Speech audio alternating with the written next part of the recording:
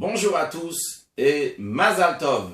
Hier, le 20e jour du mois de Tishri 5777-2016, nous avons conclu pour la 35e fois l'étude de Maïmonide du Rambam depuis que le Rabbi nous a demandé d'étudier chaque jour 3 chapitres de Maïmonide ou un chapitre ou bien le Sefer HaMitzvot, la Mitzvah, le commandement qui correspond à ces 3 chapitres en 1984. Et nous voilà maintenant à la conclusion du 35e cycle de cette étude. Et on commence aujourd'hui au Shana Rabbah, le 21e jour du mois de Tishri, le 36e cycle d'études de Rambam de Maïmonide. Dans son introduction, le Rambam dit: lorsque Dieu a donné la Torah à Moshe Rabbeinu, à Moïse, il a donné pas seulement le texte qu'on a dans la Bible, mais aussi toute la Torah orale. Et il mentionne comment la Torah orale est passée de génération en génération, une quarantaine de générations, et comment le Rambam, il a décidé de prendre toute cette Torah orale et de l'écrire dans son livre qu'il appelait Mishneh Torah, et comme lui-même il le dit, pourquoi il appelle ça Mishneh Torah? Parce qu'on étudie la Torah, c'est-à-dire les 5 livres de la Torah, et après on étudie son livre qui est Mishneh, le langage de Sheni, qui veut dire le deuxième, et on a tous les sujets de la Torah orale, seulement que le Rambam, Maïmonide, a mis ça sous forme de halacha, qui veut dire la loi.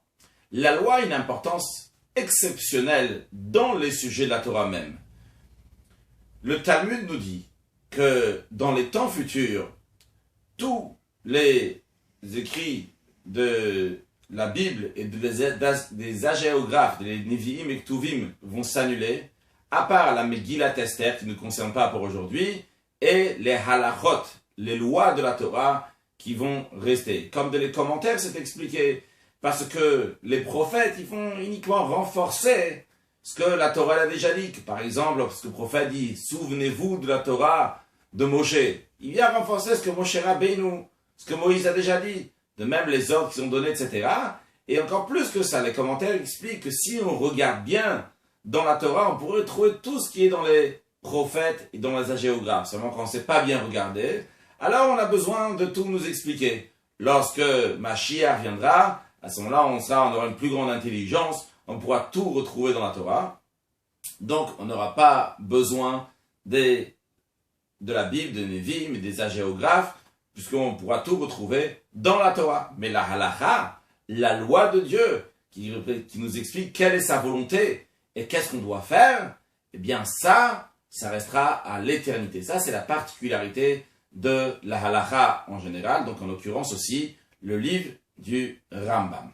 Mais, voyons dans le Talmud, on nous dit une telle chose. Vous savez qu'on n'a pas le droit de mettre un vêtement qui est fait de lin et de laine. D'ailleurs, quand on achète un costume ou un vêtement qui a de la laine, il y a peut-être aussi du lin, il faut le vérifier pour être sûr qu'il n'y a pas un mélange qu'on appelle le shatnez, parce qu'on n'a pas le droit de mettre un vêtement qui est mélangé de lin et de laine. Maintenant, imaginons que j'ai un vêtement dans lequel c'est mélangé un peu de lin ou un peu de laine. S'il est entièrement de lin, il y a un peu de laine qui s'est mélangé. Si c'est entièrement de laine, il y a un peu de lin qui s'est mélangé. Et j'arrive pas à retrouver où il est ce fil. Qu'est-ce que je peux faire avec? Est-ce que je dois le jeter? Le Talmud nous dit: tu peux t'en servir pour faire un linceul pour le mort.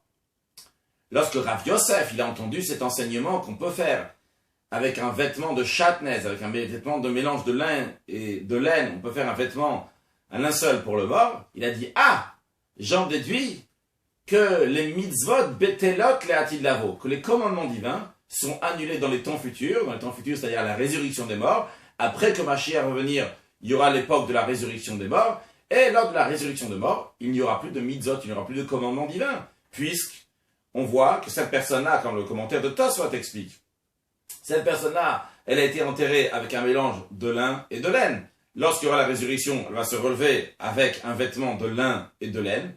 Si c'est interdit pour lui d'avoir un vêtement de lin et de laine lorsqu'il va ressusciter, on n'a pas le droit de l'enterrer avec un vêtement de lin et de laine.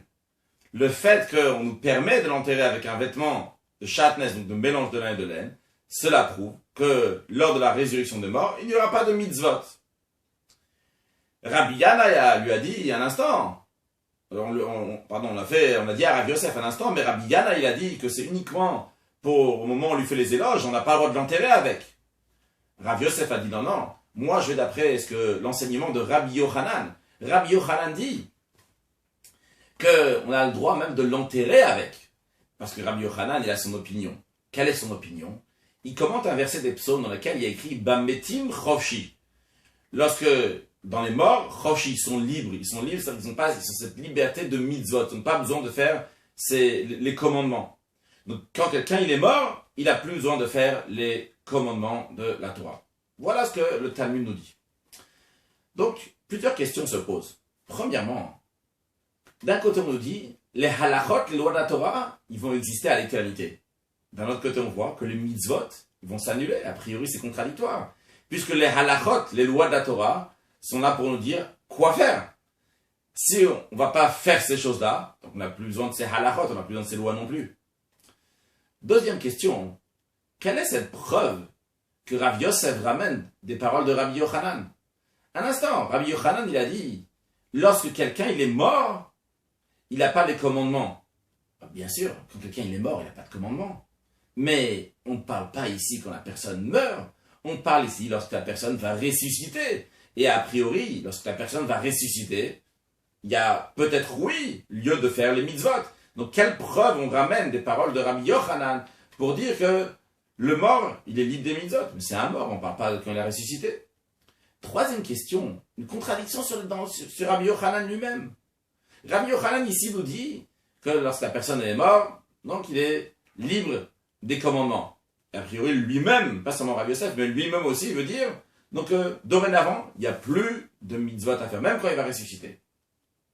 Mais le même Rabbi Yochanan nous dit ailleurs, sur le verset, la Torah dit, vous allez donner la dîme à Aaron à Cohen, c'est le grand prêtre, le frère de Moshe de Moïse, vous allez lui donner la dîme. Mais il demande un instant, la dîme pour les prêtres, ça va être que Moshe Rabbeinu est en train de parler au peuple juif, c'est lorsque les juifs vont rentrer en terre d'Israël. Premièrement, Aaron n'existe pas à l'éternité. Comment tu dis au peuple juif, vous avez toujours donné votre dîme à Aaron? Et deuxièmement, il n'est pas rentré en terre d'Israël après Aaron. C'est pour cela, Rabbi Yochanan dit, de là on voit qu'il y aura la résurrection des morts. Il y aura la résurrection des morts. Aaron va aussi ressusciter. Et les juifs, tous les juifs de toutes les générations, qui vont ressusciter, pourront donner leur dîme à Aaron, à Cohen, au prêtre, à Aaron. Donc, c'est-à-dire, on voit dans les paroles de Rabbi Yochanan, que après la résurrection des morts, il y aura encore des commandements. La dîme, ça fait partie des commandements qu'on doit donner au Cohen, une certaine chose. L'explication est la suivante. Une explication qui va répondre à toutes ces questions. Quand on dit une mitzvah, un commandement, ça veut dire qu'il y a deux personnes. En l'occurrence, il y a Dieu et il y a le peuple juif. Et Dieu donne un ordre pour le peuple juif. Donc il y a un metzavé, quelqu'un qui donne un ordre, et il y a une mitzvah, c'est le commandement, l'ordre, et il y a le metzouvé, la personne qui a reçu l'ordre. Donc il y a ici des choses différentes et qui se rattachent. En effet, le mot mitzvah a aussi le sens de rattachement, parce que quand on fait une mitzvah, un commandement divin, on se rattache à Dieu. Donc, il y a nous et il y a Dieu, on se rattache à travers ça. Donc, il y a deux choses différentes. Mais, il peut y avoir une manière aussi qu'on fait la volonté de Dieu, mais pas en tant que quelque chose séparé de Dieu, mais en étant une seule chose avec Dieu. Qu'est-ce que cela veut dire? Prenons un exemple en ce qui nous concerne. Lorsque je veux marcher, par exemple, alors, mon cerveau, ma tête, ne va pas donner un ordre à mon pied de marcher. Dès que je veux marcher, tout de suite, je marche. Parce qu'instinctivement, tout de suite, je marche. Je n'ai pas besoin de donner un ordre. Parce que c'est moi-même. Quand c'est moi-même, la volonté est unie avec mon corps. C'est une seule chose. Et donc, les choses se font automatiquement. Il n'y a pas ici deux personnes. Il y a une seule personne. De la même manière, en ce qui concerne le peuple juif, il peut y avoir une situation, c'est les situations quand on est en exil, et même après dans la première période, lorsque Mashiach va venir, qu'on est différent, on a notre propre existence, on a notre propre volonté, et Dieu nous dit, écoute, je veux que tu fasses ça. Dans ces cas-là, c'est une mitzvah que Dieu nous donne. Par contre, il y a une deuxième étape, c'est justement l'étape qu'il y aura après la résurrection des morts, lorsque le peuple juif va s'unir totalement à Dieu, c'est-à-dire qu'il va se sentir totalement uni avec la volonté de Dieu, et ça ne sera même pas notre propre volonté si on veut ou on ne veut pas, mais c'est automatiquement, on fera la volonté de Dieu tellement qu'on est uni avec Dieu. Et là, il n'y a pas lieu de dire mitzvah, que je te donne un ordre, parce que c'est comme lorsque je marchais, que je veux dire à mon corps que je veux marcher, automatiquement je marche. Je n'ai pas envoyé un ordre ici pour marcher, pour faire quelque chose. Nous allons être tellement attachés à Dieu que la volonté de Dieu se fera automatiquement à travers nous. On comprend donc que lorsqu'on dit qu'il y a les mitzvot de la Torah qui vont s'annuler, il y a les halachot de la Torah qui vont s'annuler, c'est pas contradictoire du tout. Parce que les mitzvot vont s'annuler, ça ne veut pas dire qu'on ne va pas faire les mitzvot. Au contraire, on va les faire, et encore plus qu'aujourd'hui.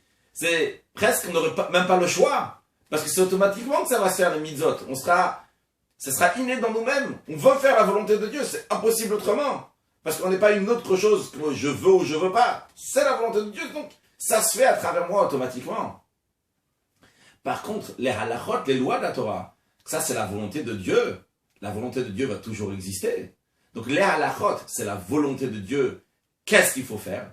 La mitzvah, c'est un ordre pour l'être humain. Donc les halachot, les lois de la Torah vont rester, mais les ordres ne seront plus là, puisqu'il n'y aura pas d'ordre à l'être humain de faire, puisque automatiquement l'homme le fera. C'est la raison pour laquelle aussi on nous dit que, après avoir dit que les mitzvot vont annuler dans les temps futurs, on nous dit que oui, en effet, on peut enterrer quelqu'un avec un vêtement shatnez de mélange de lin et de laine. C'est vrai, lorsqu'il va ressusciter, il aura un vêtement qui est de lin et de laine. Mais ce vêtement qui est de lin et de laine, c'est pas interdit, parce qu'il n'y a pas d'ordre qui n'a pas le droit de mettre ce vêtement. En effet, l'ordre à lui ne sera pas là. Seulement quoi? Cette personne-là, dès qu'elle va ressusciter, elle va tout de suite changer ses vêtements, parce qu'il ne pourra pas supporter être avec des vêtements comme ça, qui ne correspondent pas à la volonté de Dieu. Et encore plus, en vérité, on peut dire, que tellement la volonté de Dieu, la loi de Dieu, sera imprégnée dans le monde, que automatiquement, ce vêtement-là, qui est de lin et de laine, va se changer, il ne sera plus de lin et de laine. Le lin va partir, ou la laine va partir. Et il sera un vêtement qui est cachère, qu'on peut mettre. D'ailleurs, on retrouve ça dans le Midrash, que lorsque Mashiach viendra, le monde aussi va participer à cette divinité, que même la figue va dire, aujourd'hui c'est Shabbat. C'est-à-dire que quelle que soit la manière comment elle va dire, mais ça veut dire, l'homme va réaliser, c'est impossible de prendre une figue d'un arbre pendant Shabbat, on n'a pas le droit de cueillir pendant Shabbat, que le monde lui-même participe à ça. De même, on va comprendre pourquoi Rabbi Yochanan dit, le même Rabbi Yochanan qui a dit qu'une fois qu'on meurt, on n'a plus de commandement. Et en effet, une fois qu'on meurt, il n'y a plus de commandement. Parce que même après, quand il va ressusciter, il n'y a plus de commandement maintenant, même qu'il y aura la volonté de Dieu. On comprend, comme il a dit, qu'on va amener la terouma, on va amener la dîme à Aaron le prêtre après la résurrection des morts. Parce que la volonté de Dieu d'amener la dîme existera encore. Seulement on le fera de manière automatique. Donc on comprend la particularité des halachot qui vont rester à l'éternité. Et ce n'était pas en contradiction avec le fait qu'il n'y aura plus de mitzvot, il n'y aura plus de commandements en tant qu'être humain qui est séparé de Dieu après la résurrection des morts. Tout cela, c'est en ce qui concerne après la résurrection des morts. Avant la résurrection des morts, et à l'époque messianique, et à plus forte raison de nos jours, nous avons le libre arbitre à 100% pour décider si on veut faire le bien ou que Dieu en préserve le contraire du bien. Alors, sachons prendre précieusement ces derniers instants de l'exil, qu'on a le libre arbitre et le choix pour choisir, parce que lorsque Mashiach viendra, et à plus forte raison après la résurrection des morts, on regrettera ce moment-là, les moments de l'exil dans lesquels on avait le choix de pouvoir faire, on va dire, aïe aïe aïe, pourquoi j'ai pas fait plus, j'aurais pu faire encore mieux. Alors, rajoutons dans les actes de bonté et de bienfaisance, même quand c'est difficile, même que ça demande un effort, rajoutons, étudions encore plus la Torah, et particulièrement le Rambam, les halachot, les lois, et particulièrement comme le Rabbi nous a demandé, que ce soit 3 chapitres par jour, ou bien comme on l'a dit, les lois qui correspondent aux 3 chapitres par jour, dans le Sefer HaMitzvot, dans le livre du Mitzvot, des commandements, comme le Rambam nous l'explique. Une excellente journée, que ce soit au Shana Rabbah, que Dieu vous envoie ce qu'il vous a écrit, ce qu'il vous a scellé à Rosh Hashanah et Kippour, qu'aujourd'hui il vous l'envoie, que ce soit une grande Yeshua, une grande délivrance dans la vie, la santé, avec une excellente santé, avec une bonne parnassa, une bonne prospérité des enfants et des petits-enfants, toujours dans la joie et le bonheur, avec la venue de Mashiach, now.